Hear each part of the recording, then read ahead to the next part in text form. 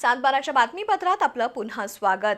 पन्हाळा तालुक्यातील कोतोली इथल्या जनसेवा संघटनेच्या वतीनं मुख्यमंत्री समृद्ध पंचायत अभियानांतर्गत मोफत आरोग्य तपासणी शिबिर घेण्यात आलं। प्राइम हॉस्पिटलच्या सहकार्यानं झालेल्या शिबिरात नागरिकांची वैद्यकीय तपासणी आणि उपचार करण्यात आले। मुख्यमंत्री आरोग्य समृद्ध पंचायत अभियान अंतर्गत पन्हाळा तालुक्यातील कोतोली इथल्या जनसेवा ग्रुप आणि प्राइम हॉस्पिटल तसंच स्वस्तिक हॉस्पिटलच्या वतीनं मोफत आरोग्य तपासणी शिबिर घेण्यात आलं।